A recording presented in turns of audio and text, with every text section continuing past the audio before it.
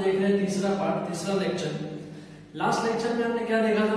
Last lecture में हमने देखा था कि केमिकल रिएक्शन को इक्वेशन मतलब उसके कैसे कितने फॉर्म में लिखे जा सकते हैं। हमने एक देखा था स्टेटमेंट फॉर्म में भी लिखे जा सकते हैं, लेकिन वो थोड़ा लंबा था तो हमने थोड़ा टाइम कंज्यूमिंग करने के लिए दूसरा टाइप क्या था, हम उसको वर्ड में भी लिख सकते थे। वर्ड को भी शॉर्ट में क्या किया था, तो उसके एलिमेंट के सिंबल के फॉर्म में लिखा था। अभी जो एलिमेंट के सिंबल में हमने एक फॉर्मूला लिखा था, एक रिएक्शन लिखा था Mg+O2, तो इक्वेशन आया था MgO। वहां एक क्वेश्चन क्रिएट हुआ था कि ऑक्सीजन का तो O से स्टार्ट होता है, तो फिर उसको O2 क्यों लिखते थे? ओके, तो मैंने उस टाइम बताया था कि हम उस और भी ऐसे एलिमेंट देखेंगे कि जो सिंगल एटम में अवेलेबल नहीं है, एग्जिस्ट नहीं करते, तो वो मॉलिक्यूल्स फॉर्म में होते हैं, जैसे O को O2 के फॉर्म में ही लिखा जाता है। तो मैंने यहाँ कुछ एलिमेंट्स, इंपॉर्टेंट एलिमेंट्स दिए। आज के पूरे वीडियो में हम देखेंगे कि टोटली क्या है, 9th स्टैंडर्ड का टोटली रिवीजन है। ओके, लेकिन ये कंपलसरी है। आगे की नेक्स्ट वीडियो में जो मैं चलाऊंगा पूरा बैलेंस और अनबैलेंस इक्वेशन, अनबैलेंस को बैलेंस कैसे करते हैं, तो इसके लिए ये सब जरूरी है। तो वीडियो एंड तक देखिएगा। अगर आप चैनल पे नए हैं तो वीडियो को तो चैनल को सब्सक्राइब कर दीजिए और देखते रहिए वीडियो। तो आज के वीडियो में क्या है, आज के वीडियो में हम देखते हैं पूरे एलिमेंट्स, और ये सारे एलिमेंट्स के सिंबल कौन से हैं, और उसको अगर एटम के फॉर्म में लिखे जाते हैं कि फिर उसको मॉलिक्यूल फॉर्म में, जैसे ऑक्सीजन को O2 के फॉर्म में लिखे जाते हैं, वो हम देखेंगे। ठीक है, तो यहाँ पर सारे एलिमेंट्स मैंने लिख दिए। अभी पहला एलिमेंट एल्यूमिनियम। एल्यूमिनियम को कैसे लिखा जाता है, तो एल्यूमिनियम होगा Al। उसे तो वैसे ही उसको Al to Al ऐसा कुछ नहीं होगा, सिर्फ क्या होगा Al।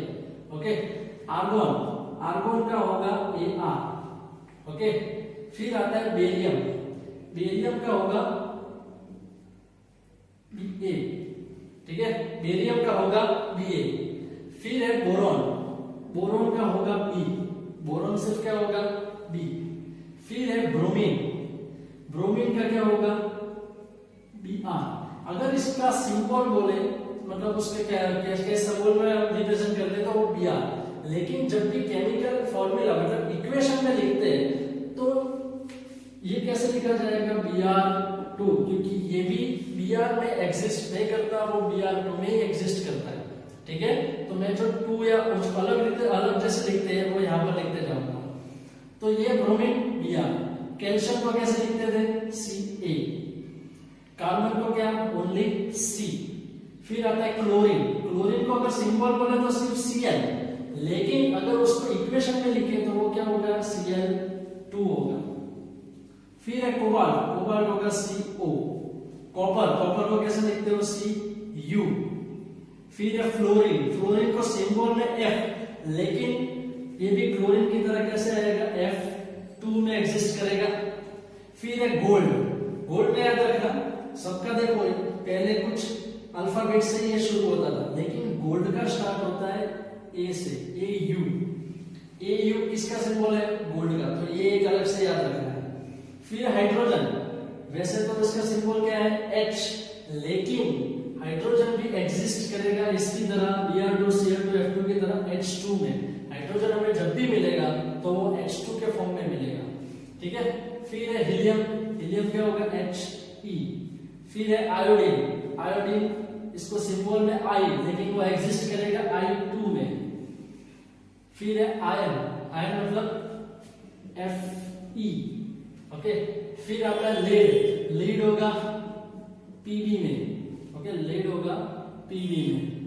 मैग्नीशियम, मैग्नीशियम किस में आएगा Mg। फिर है नियोन, नियोन होगा Ne। फिर है नाइट्रोजन, नाइट्रोजन कैसे एग्जिस्ट करेगा, उसका सिंबल तो है N। ओके, लेकिन एग्जिस्ट करेगा तब वो किस में लिखते हैं हम N2। ओके, फिर है निकल, निकल होगा Ni। ऑक्सीजन है, ऑक्सीजन लास्ट वीडियो में जो कंफ्यूजन था भाई, एग्जिस्ट करेगा O2 में, लेकिन सिर्फ सिंबल लिखो तो वो क्या आएगा O। फिर आएगा प्लेटिनम, प्लेटिनम का होगा Pt। फिर है पोटेशियम, पोटेशियम का सिंबल होगा K, इसको भी याद रखना पड़ेगा क्योंकि अल्फाबेट से नहीं है। सिलिकॉन, सिलिकॉन होगा Si। ओके, सिल्वर को कैसे, सिल्वर भी है गोल्ड की तरह ही है, सिल्वर को भी हम सिंबल फॉर्म में लिखे तो Pg आएगा। फिर है सोडियम क्या है, सोडियम होगा Na। फिर है सल्फर क्या होगा, सल्फर को सिर्फ लिखते हैं S। फिर है टीन को लिखते हैं Sn। फिर है यूरेनियम मतलब U। जिंक को लिखते हैं Zn।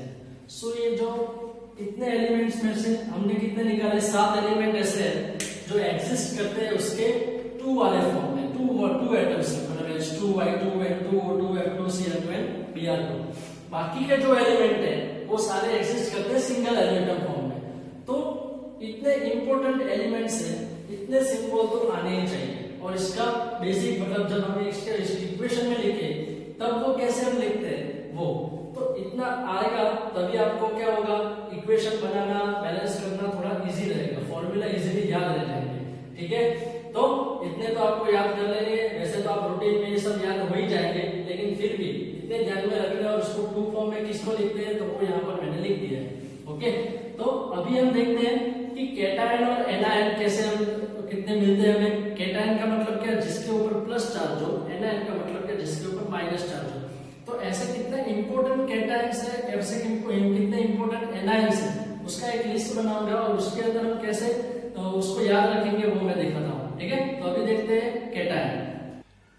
अभी देखते हैं कैटायंस किसे कहते हैं कि जिसमें एलिमेंट्स के ऊपर चार्ज हो। कैसा चार्ज, पॉजिटिव चार्ज वाले सारे एलिमेंट्स को क्या बोलेंगे हम, कैटायंस बोलेंगे।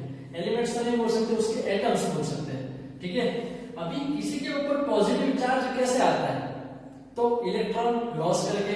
कैसे मैं बताता हूं, आपने पढ़ा था कि कोई एलिमेंट है, एलिमेंट एटम्स है, वो क्या करता है, इलेक्ट्रॉन लॉस करता है। ओके, और इस इलेक्ट्रॉन लॉस की वजह से यहां हमें क्या मिलेगा, कैटायन मिलेगा। एक एग्जांपल लेके देखते हैं, यहां पर ले लेता हूं मैं सोडियम का एटॉमिक नंबर क्या है, 11। और हमने पढ़ा था एटॉमिक नंबर क्या है कि जिसके अंदर 11 प्रोटॉन हो एंड 11 इलेक्ट्रॉन। ओके, अभी ये 11 प्रोटॉन मतलब पॉजिटिव है, ये इलेक्ट्रॉन नेगेटिव है, 11 ही है, तो ये 11p plus and 11e minus, ये दोनों क्या करेंगे, एक दूसरे को कट करके न्यूट्रलाइज हो जाएंगे, मतलब इसके ऊपर कोई चार्ज नहीं आएगा। लेकिन अभी होता क्या है कि इलेक्ट्रॉन वो लॉस कर रहा है, कितने इलेक्ट्रॉन, एक इलेक्ट्रॉन वो बुआ देता है, किसी को दे देता है, या तो फिर मतलब यहां से निकल जाता है। तो अभी जो यहाँ पर Na बचेगा उसके अंदर क्या होगा, 11 प्रोटॉन तो हो गए, उसको तो हमने कुछ किया नहीं था, लेकिन यहाँ पर 11 इलेक्ट्रॉन है, वो 11 इलेक्ट्रॉन में से हो जाएंगे कितने, 10 इलेक्ट्रॉन हो जाएंगे, एक कम हो जाएगा। अभी बचा क्या, तो हम देखते हैं कि 11 प्रोटॉन मतलब 11 प्लस, इसमें से 10 इलेक्ट्रॉन मतलब 10 माइनस चले जाएंगे, तो बचा क्या, एक प्रोटॉन ही बचा। तो ये जो प्लस होता है, एक जो 1 बचा, वो हम क्या लिखते हैं यहाँ पर Na प्लस करके। तो ये Na के ऊपर पॉजिटिव चार्ज जितना हुआ, वो पॉजिटिव चार्ज मतलब ये पूरा क्या हो जाएगा, कैटायन हो जाएगा। किसमें से मिला, कोई एलिमेंटल एटम था, उसने एक इलेक्ट्रॉन, एक से ज्यादा भी हो सकते हैं, लेकिन वो एलिमेंट वाइज अलग अलग होते हैं, तो वो अपने इलेक्ट्रॉन छोड़ देता है और वहां पर मिलता क्या है, हमें कैटायन मिलता है। तो यहाँ पर प्लस था, ऐसे 1 वाले कितने हैं, +2 वाले कितने हैं, उसका एक लिस्ट मैंने यहाँ पर लिखा हुआ है। तो हम देखते हैं कि हर एक में कितने कितने आते हैं, कितने कितने चार्ज होते हैं, वो प्लस, लेकिन सब है पॉजिटिव चार्ज। क्यों, क्योंकि सारे क्या है, कैटायंस हैं। तो अभी देखते हैं, तो पहला हाइड्रोजन, हाइड्रोजन का मतलब क्या, वो हो जाएगा H प्लस, वो भी एक इलेक्ट्रॉन दे देगा और बन जाएगा प्लस। सोडियम का तो हमने देखा Na प्लस, पोटेशियम भी क्या होगा, K प्लस, प्लस का मतलब +1। क्यूप्रस, अभी देखो यहाँ पर क्यूप्रस भी है और यहाँ पर क्यूप्रिक भी है, क्यूप्रस क्यूप्रिक, यहाँ पर रस, यहाँ पर रिक। क्यूप्रस जब बोले तो ये हो जाएगा Cu+1 मतलब एक ही चार्ज है। लेकिन क्यूप्रिक बोले तो क्यूप्रिक में आएगा Cu+2, ये हो जाएगा Cu+, मतलब इसने एक इलेक्ट्रॉन दे दिया होगा, इसने 2 इलेक्ट्रॉन दे दिए होंगे, तब जाके ये 2+1 होगा। ठीक है, सो क्यूप्रस रस में 1, रिक में 2। फिर है मर्क्यूरस, अभी मर्क्यूरस भी है और मर्क्यूरिक भी है, जैसे रस और रिक क्यूप्रस क्यूप्रिक में था, वैसे ही मर्क्यूरस मर्क्यूरिक में। मर्क्यूरिक का सिंबल क्या था? Hg, लेकिन ये रस है तो यहाँ पर प्लस, ये मर्क्यूरिक है तो यहाँ पर क्या आएगा? Hg+2। ओके, फिर आता है सिल्वर, तो सिल्वर भी आएगा +1 Ag+, और एमोनियम, एमोनियम आएगा NH4+, एमोनियम कैसे आएगा? NH4 और उसके ऊपर आएगा प्लस। वैसे ही बेरियम, अभी ये कॉलम में देखो तो सारे +2 वाले, बेरियम हो जाएगा Ba+2, कैल्शियम हो जाएगा Ca+2, फिर आता है कोबाल्ट तो CO+2, फिर है निकल, तो निकल भी आ जाएगा Ni+2। अभी यहाँ पर एक चेंज, फेरस, आयरन को क्या बोलते हैं? फेरस, तो फेरस भी है, यहाँ पर फेरिक भी है, रस और रिक यहाँ पर भी है। यहाँ पर भी क्या था? रिक में ज्यादा चार्ज था, रस से ज्यादा रिक में चार्ज था, तो यहाँ सबसे ज्यादा मतलब फेरिक में आ जाएगा Fe उसका सिंबल और Fe3+, और यह फेरस है तो ये हो जाएगा Fe+2। तो ये याद रखना है। मैग्नीशियम का आपको मालूम है Mg+2, जिंक का हो जाएगा Zn+2। तो ये सारे दो मतलब उसके ऊपर 2 चार्ज है। एल्यूमिनियम, एल्यूमिनियम पर कितना आएगा? Al+3, फेरिक पर कितना आएगा? Fe3+, हमने पहले ले लिया। क्रोमियम, क्रोमियम आएगा Cr+3, बिस्मथ भी क्या आएगा? Bi+3। तो ये सारे क्या है? सारे कैटायंस हैं, और हर एक में चार्ज किसके हिसाब से है? तो उसने कितने इलेक्ट्रॉन किसी को दे दिए, उसमें से इलेक्ट्रॉन निकल रहा है, मतलब उसमें से नेगेटिविटी निकल रही है, तो उसके ऊपर चार्ज कौन सा आएगा? पॉजिटिव आएगा। और ये पॉजिटिव चार्ज उसको हम क्या बोलेंगे? कैटायंस बोलेंगे। जैसे इसने इलेक्ट्रॉन घुमा के पॉजिटिव चार्ज दिया है, तो जो इलेक्ट्रॉन लेगा उसके अंदर नेगेटिविटी आएगी, तो इसका मतलब उसके ऊपर नेगेटिव चार्ज होगा, तो वो कैटायन से उल्टा क्या होगा? एनायन होगा। तो अभी ऐसी लिस्ट हम देखते हैं एनायन की। अभी देखते हैं एनायन, जितने इंपॉर्टेंट एनायंस थे उसके लिस्ट में यहाँ पर लिख दिया। एनायंस मतलब क्या? जिसके ऊपर कैसा चार्ज हो? Negative charge. नेगेटिव चार्ज कब होगा? जब उसने कुछ इलेक्ट्रॉन लिया होगा। एक एग्जांपल लेके देखते हैं, तो यहाँ पर ले लेता हूँ क्लोरीन। क्लोरीन का एटॉमिक नंबर क्या है? 17। इसका मतलब क्या आता है? 17 प्रोटॉन एंड 17 इलेक्ट्रॉन। ये हो गया। वो क्या कर रहा है? इलेक्ट्रॉन गेन कर रहा है, मतलब इलेक्ट्रॉन ले रहा है। ओके, यहाँ पर तो 17 के दूसरे को कट कर देंगे, लेकिन जब ये इलेक्ट्रॉन लेगा तो ये क्या होगा? 17 प्रोटॉन तो हो गए, लेकिन 17 इलेक्ट्रॉन की जगह कितने इलेक्ट्रॉन हो जाएंगे? 18 इलेक्ट्रॉन। एक इलेक्ट्रॉन उसने ले लिया तो 18 इलेक्ट्रॉन हो जाएंगे।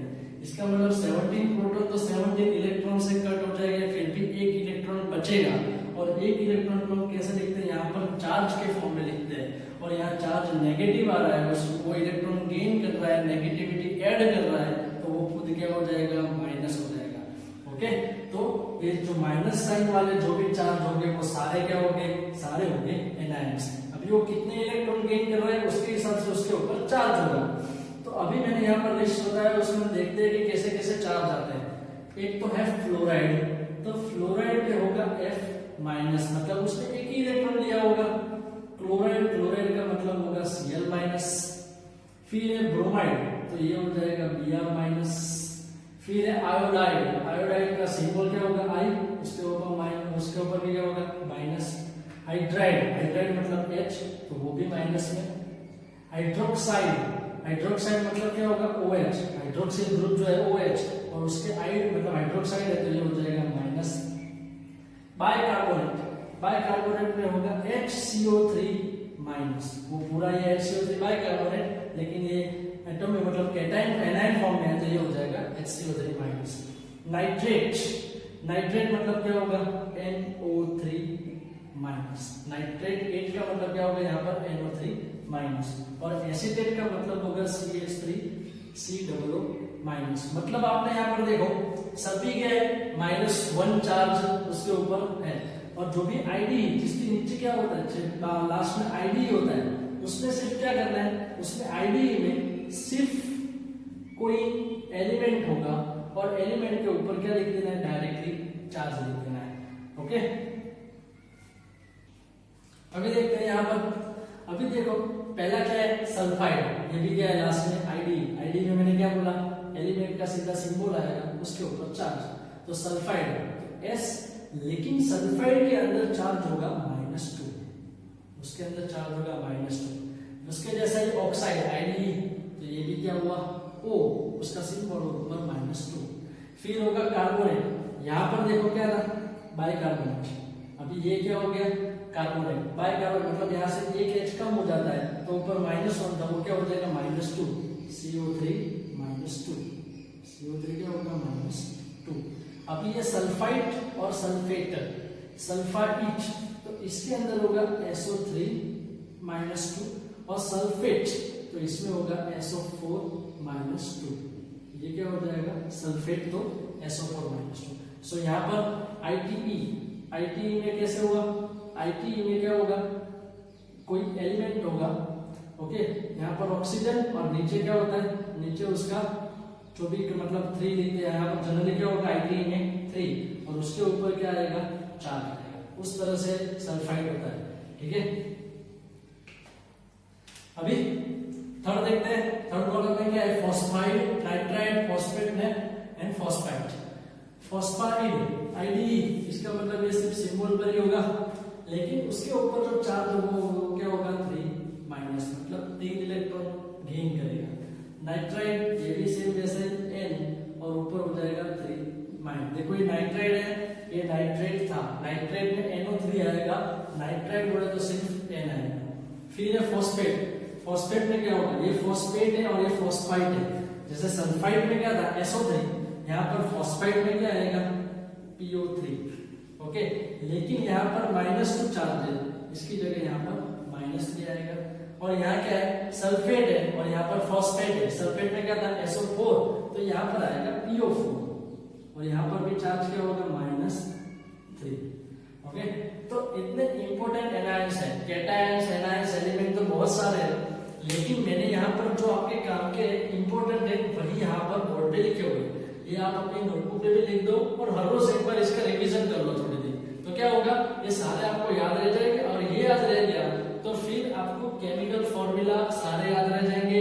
केमिकल फॉर्मूला मतलब पूरा इक्वेशन जो बनाते हैं रिएक्शन, पूरा वो रिएक्शन भी आराम से बैलेंस भी कर सकोगे और कभी गलत भी नहीं होगी, ठीक है। सिर्फ उसके एलिमेंट का मतलब जो भी फॉर्मूला होगा उसके बेसिक नाम पर से आप क्या बना सकते हो, उसके फॉर्मूला बना सकते हो। फॉर्मूला आपको रट्टा मारने की जरूरत नहीं पड़ेगी और ये कॉमन है, ये इजीली आपको याद भी रह जाएंगे, ठीक है। तो अभी हम देखते हैं कि कैसे हम नाम के ऊपर से उसका फॉर्मूला बनाते हैं। अभी हम देखते हैं कि आपको यहाँ कंपाउंड का नाम दिया, कंपाउंड किसे बोलते हैं जिसमें एक से ज्यादा एलिमेंट ऐड हो, कंपाउंड का नाम दिया हुआ है, उसके ऊपर से आपको उसका बेसिक मतलब उसका केमिकल फॉर्मूला बनाना है। तो इसके लिए आपको जरूरत क्या पड़ेगी, वो चार्ज की जरूरत पड़ेगी, एनायन कैटायन दोनों की। यहाँ पर 2 एलिमेंट है, बेरियम है और एक नाइट्रेट दिया हुआ है, ओके, दोनों मतलब एक एनायन है एक कैटायन है, तो कैटायन को लेफ्ट साइड लिख दो, एनायन को राइट साइड। बेरियम, बेरियम का क्या था अभी मैंने लिखा है, तो बेरियम का था Ba+2। नाइट्रेट का क्या है, नाइट्रेट मतलब NO3। अब जब भी कोई एलिमेंट के नीचे ऐसी वैल्यू आती हो, यहाँ पर Ba के नीचे कोई वैल्यू नहीं है, लेकिन जब भी इसकी वैल्यू आती हो तो उसको आप पहले से ही क्या करते हैं ब्रैकेट बना दो।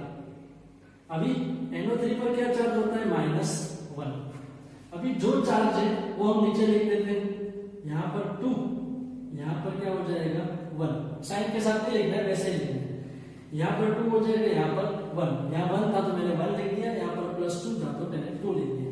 अभी ये साइन का ये जो वैल्यू है उसका क्या करना है क्रॉस मल्टीप्लाई, इसको मल्टीप्लाई करो यहाँ से, इसको मल्टीप्लाई करो यहाँ पर, तो इसका फॉर्मूला क्या निकल के आएगा 1 के साथ, मतलब जो Ba है इसके नीचे आपको ये 1 है तो ये चार्ज यहाँ पर लिख देना है 1, लेकिन 1 नहीं लिखोगे तो भी चलेगा, सिर्फ Ba।